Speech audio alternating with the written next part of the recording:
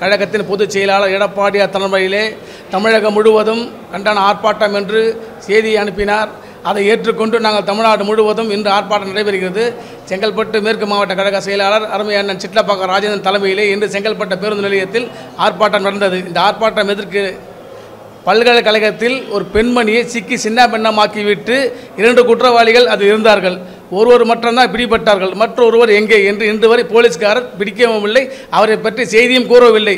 ஏனென்றால் மா சுப்பிரமணியம் சுகாதாரத்துறை அமைச்சருக்கு வேண்டப்பட்ட ஒருவரால் அவர் என்று செய்தியில் காணவில்லை. இன்று வரை கண்டுபிடிக்க முடியவில்லை காவல்துறை. சாதாரண குற்றவாளி ஒன்று செய்துவிட்டால் அவரை பிடித்து பெரிய ஒரு கேஸை போட்டுவிட்டு அவர் ஜெயிலில் தள்ளுகிறார்கள். இது போலீஸ்காருக்கு வழக்கமாக போய்விட்டது. சட்டம் ஒழுங்கு சின்ன பின்னமாகி பட்ட பகலிலே போலீஸ்காரை அடிக்கிறார்கள். எங்கு பார்த்தால் செயின் பறிக்கப்படுகிறது, கஞ்சா போதை மாத்திரை என்று பலவிதமாக வந்தப்பட்டது என்று சிக்கி சின்னமன்னமாய் சட்டம் ஒழுங்கு சீர்கட்டு போய்விட்டது.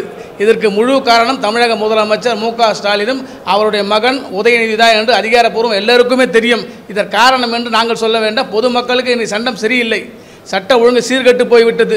சட்டக்கல்லூரிக்கு போகும் பெண்மணி மறுபடியும் வீட்டுக்கு வருவது தாய் உயிரை கையில் பிடித்து கொண்டிருக்கிற வீதியிலே வேடிக்கை பார்த்து என் பெண் எப்பொழுது வருவார் என்று இருந்து கொண்டிருக்கிறார். ஆனால் அம்மாவுடைய ஆட்சியிலே இந்த தொல்லைகளே கிடையாது.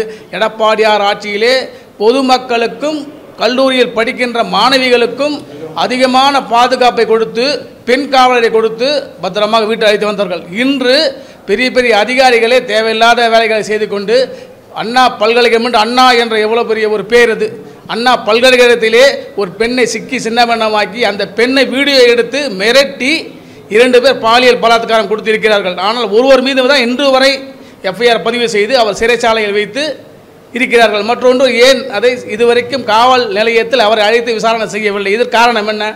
திமுக ஒரு பொய்யான ஆட்சி நடத்தி கொண்டு பொதுமக்களை ஏமாற்றி கொண்டு இன்று வரை நின்று கொண்டிருக்கிறது. இது மேலும் மேலும் நடந்தால் தமிழகம் சுடுகாடாக மாறிவிடும். முடிவிடவில் எடப்பாடியார் ஆட்சி அம்மாவின் தலைமையில் நடைபெற வேண்டும் என்று உங்களை அன்போடு கேட்டுக்கொள்கிறோம்.